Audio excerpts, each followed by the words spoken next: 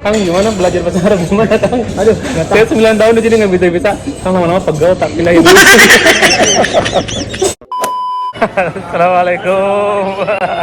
Nih, youtuber kita nih. Assalamualaikum. Masya Allah, minal aidin wal faizin. Masya Allah. Ini youtuber Saudi nih. Masya Allah.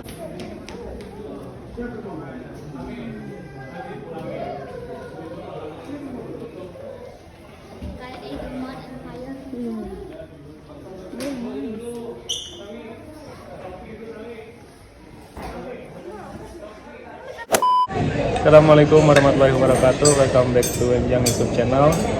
Saat ini kita kedatangan tamu istimewa Kang Iday. Nih, masya Allah. Assalamualaikum warahmatullahi wabarakatuh. Kang, masya Allah. Kayaknya bisa ketemu ya Kang ya? Alhamdulillah. Setelah sekian lama. Kebetulan di hari raya ini. So, kita semua yang mengucapkan juga taqabbalallahu minna wa minkum. Eid Mubarak. Semoga amal ibadah kita diterima Allah Subhanahu wa taala selama bulan Ramadan. Amin. Ini Kang Iday, kebetulan kita lagi bisa ketemu di Mekah ya Kang ya? Ya, alhamdulillah kebetulan saya sholat Id di sini dan Kang Haji pun di sini. Ya, jadi kita janjian tadi. Janjian ya. Padahal Kang Iday dari Taif ya? Saya Taif. Dari Taif. Sengaja saya ngejar sholat Id tadi sebelum subuh saya dari Taif. Cuman pas di Ajizia diberhentiin, nggak bisa masuk. Karena gitu. udah diblok, katanya udah full. Itu karena udah keburu sholat ini ya, sholat subuh. Akhirnya saya sholat subuh di Ajizia dulu. Nah, setelah sholat subuh cari cara gimana bisa masuk. Soalnya kalau jalan kaki dari Ajizia lumayan jauh juga. Iya, lumayan jauh juga ya. Bis gak bisa masuk, mobil gak bisa masuk. Akhirnya lewat Gaza. Lewat Gaza agak lumayan lah, nggak terlalu jauh. Nggak terlalu jauh. Tadi sempat ketemuan juga sama teman-teman ya? Iya, ada sempat banyak sih.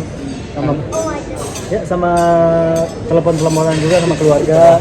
Karena wajib sih, karena tadi pada telepon terus sebelum kesini di WhatsApp. Saya nggak keangkat karena kan lagi sholat, lagi bikin video juga. Kayaknya setelah saya selesai baru video call. Iya kan, alhamdulillah. Ya, terbuat deh kalau sama YouTuber topnya Saudi nih, masya Allah. Kang, rencana nanti gimana? Habis dari sini langsung ke Jeddah. Masih ada konten di Jeddah insya Allah. Karena saya lihat sih di media sosial di Jeddah akan ada festival-festival gitu dan ada festival Jeddah Season. Dan ada hari tanggal 2, tanggal 3, kalau salah tanggal 3 deh. Ada sirkus ya? Iya, tanggal 2 hari ini sirkus. Tanggal 3 konser. Iya, artis Mesir. Oh, di Jeddah ya? Tahu saya lupa ya. Oh, di Jeddah. Terus ada Amr Diab juga tanggal 5-nya. Karena udah Jeddah udah kayak Indonesia, banyak konser. Di Abdullah itu ya, yang dom itu. Oke. Jadi Kang Iday ini sekarang mobile ya, Taif, Mekah, Jeddah, ya Kang ya. Paling sering di mana? Di kota Mekah. Karena banyak jamaah yang ingin ketemu juga. Banyak jamaah yang ketemu. Terus juga memang kayaknya banyak situs-situs atau tempat bersejarah ya di Mekah yang bisa dijadiin konten atau misalnya diceritakan lah ya. Ya benar sekali, dan terutama itu yang selalu dicari itu perkembangan dan suasana Masjidil Haram. Jadi tidak sedikit sleep on Akram and Sami sleep on Agan. orang Indonesia yang sebenarnya udah kangen sama Baitullah gitu kan, pengen update ya keadaan di Mekah seperti apa gitu kan.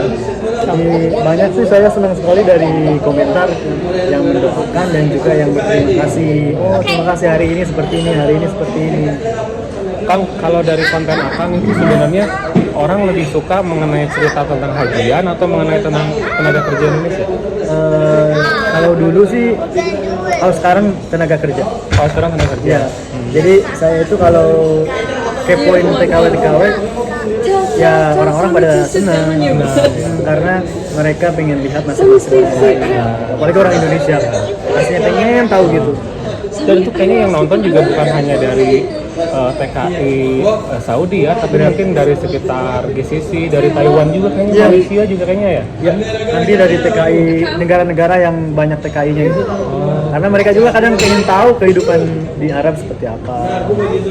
Itu banyak.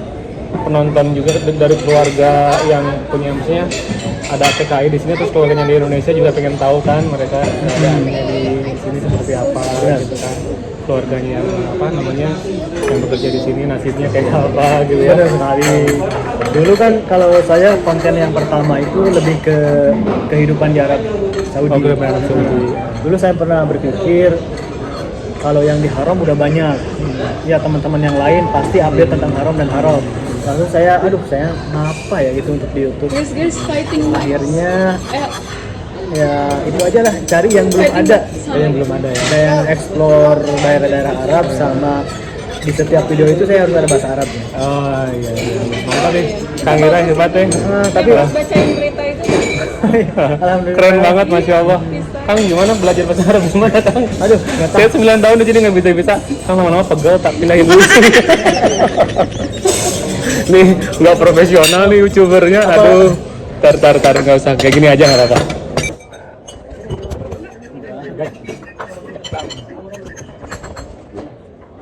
Oh gitu ya. Jadi banyak sih teman-teman yang bilang kok bisa bahasa Arab di mana. Saya nggak pernah cerita. Yang pasti kalau diceritain ya panjang sih ceritanya. Karena sebelum kesini saya itu sangat suka dengan bahasa Arab. Dari Indonesia emang udah suka ya. Dari Indonesia tuh suka. Bau-bau Arab pokoknya suka. Dulu kan istilahnya pernah ngaji lah itu. Pesantren ya. Iya. Jadi cepet bisanya. Enggak. Nyampe ke sini diekspos juga sama orang-orang Arab. Nah, di pesantren itu saya lebih memilih ke ilmu nahu dan sorof. Nggak tahu, pokoknya senang di sana. Yang lain ke Quran, ke fikih. Tapi dari selain nahu sorof juga saya belajar dari perbedaan huruf. Saya makhrajul huruf itu kenapa, supaya nanti bisa membedakan ini artinya apa, ini artinya apa. Jadi tetap belajar nahu sorof itu harus sama makhrajul huruf. Gitu. Nanti kan ada beda-bedanya. Ada beda-bedanya ya. Pertama, belajar itu susah banget.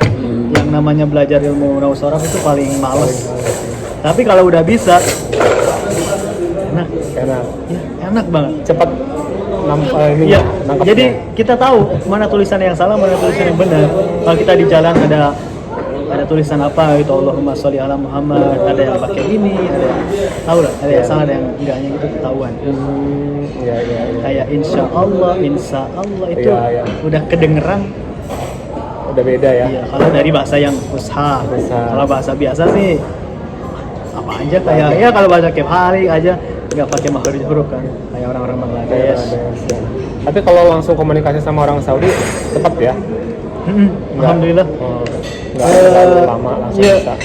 Nggak, dulu saya terus belajar itu pakai Komus ya, nggak pakai Android karena belum ada. Iya. Jadi kalau disuruh orang tua ke kebun selalu dibawa. Ya. Komus itu selalu dibawa, nggak tahu. Iya, kemana-mana itu selalu ada komus kecil kan, komus kecil.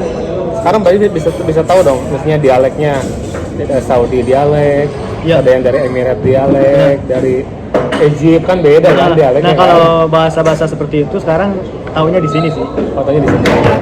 Jadi kalau dulu saya cuma tahu dalam bahasa Arab itu kayak penulisan, bacaan, sama ya bahasa-bahasa Saudi pasti. Kalau yang lainnya semuanya bisa di sini. Cuma lebih cepat. Iya, seperti itu. Kalau konten tentang sejarah Islam masih bikin. Ya masih sih, tapi nggak terlalu fokus. Iya, jadi kalau tentang sejarah, karena saya juga kurang tahu tentang masalah itu. Jadi kalau mau bikin sejarah saya harus ada pendamping. Harus pendamping. Oh iya. Kalau kan sekarang berarti akan lebih nge-expose tenaga kerja Indonesia. Benar, iya. Mulai dari TKW atau mungkin driver kayak gitu kan. Yang seringnya. Mereka maksudnya kalau misalnya diwawancarai atau kayak gitu nggak ada kesulitan? Nggak ada, karena kita udah Kayak teman? Iya, maksudnya udah komunikasi duluan. Mbak, misalkan mau pulang ya, dulu ada seorang ibu-ibu. Kadang-kadang mereka duluan sih yang konfirmasi ke kita. Kan pesan tiket ke saya. Iya. Di WhatsApp dulu, Kang saya pengen gini. Oh, saya ada masalah sama majikannya gini. Nanti pas ketemu di bandara saya tanya, ini masalahnya apa? Gini. Akhirnya bikin konten ya. Setuju sih. Nggak langsung ditembak. Ya, ya.